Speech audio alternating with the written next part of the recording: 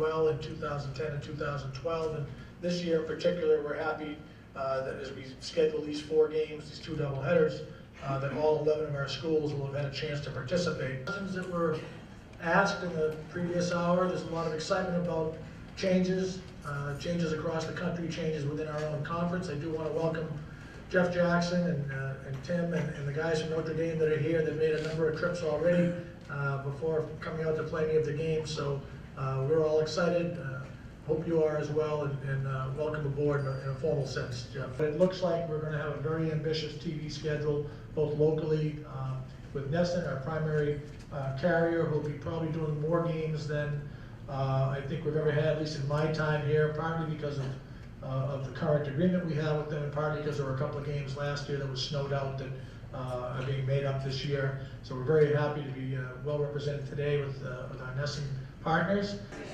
Well, this is an exciting year for Hockey East on many different levels, but let's start off first today. We're here at Media Day. It's the 30th anniversary. What are you expecting? You know, well, first of all, we expect a lot of people because they like a free meal, so we always get a pretty good turnout for that. But, you know, in our 30th season, we've kind of made a decision to put a little bit of our focus on the great history of coaches we have in the league. You know, most of these 5 or 10 year anniversaries, we talk about all decade teams and former great players, and certainly we've had plenty of those. But I think we also feel that one of the greatest assets now and in the past has been the depth of our coaches. So you'll see some of the graphics that are out here and some of the things we're going to realize as the year goes along. But we'll put the spotlight a little bit about on the, I think there are roughly 35 people who have coached, counting the current 11. And, you know, we're in the middle of a change, the changing of the guard, so to speak. You know, Jack Parker retired last year, and Don Cahoon the year before that. We still have a couple of old Lions like Jerry York and Dick Umili, but we've been blessed by replacing these coaches with the likes of Norm Bazan at Lowell, who was our National Coach of the Year, Nate Lehman at Providence, Mark Denny at Merrimack. It's dangerous when you start going through the list and leaving people out, but we've always had a great depth and history of coaches. I think we want to celebrate that this 30th anniversary.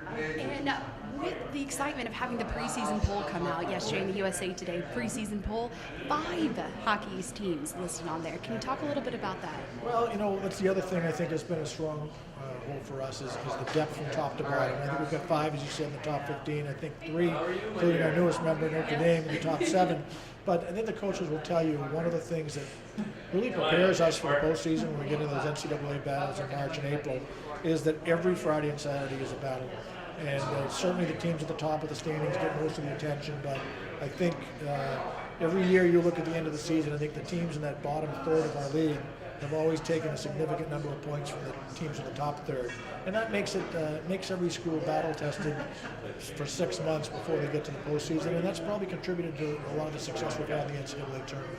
And how competitive is Hockey East going to be this year, even more compared to the other years with adding Notre Dame in?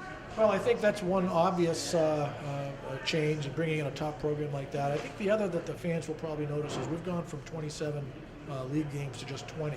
And when you reduce the number of games like that, it actually increases the chances of ties and multiple team ties. And even with the old schedule, we went into the last weekend or 2 with maybe 5 teams separated by 1 or 2 points. So I'm guessing we're going to see more of the same. I went out of my way to make sure we distributed the tie-breaking document to all our coaches last week because they're going to be referring to that, I'm sure, as the year goes on. And can you talk a little bit about all the special events that Hockey East is getting to put on this year, between Bean Pot like always, but with Frozen Fenway going to happen? Yeah, and that's something that I'm particularly excited about. I mean, we would now, after this 3rd Frozen Fenway, will have made it possible for all 11 of our programs to have had a chance to be part of it. Some more than others, but at least this year, by expanding to 2 doubleheaders, we got the remaining schools that had not participated involved.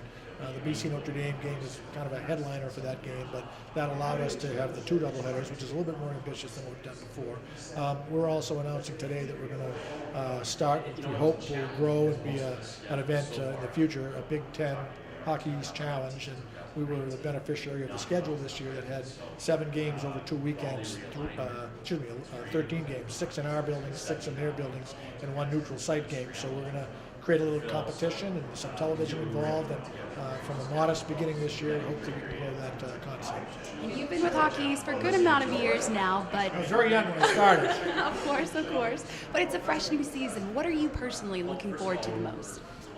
It's a good question. I mean, it doesn't get old. It doesn't get stale. I like to see the fact that we've shaken up the teams that are at or near the top. It's not the same teams all the time. Like anybody else, I'm curious to see how Notre Dame does with a full schedule in our league and see how they shake things up. Might be a little bit more travel for some of our schools, and I want to try to be part of that. But with the new landscape across the country, not just the changes in our league, but changes in other leagues, I think we all want to see what happens with Big Ten hockey and with the new National Collegiate Conference. But I don't think that we're concerned in the area of our excellence and being able to maintain what we think we've been about all these 3 decades. All right. Well, thank you so much. We look forward to the year. I'm looking forward to it.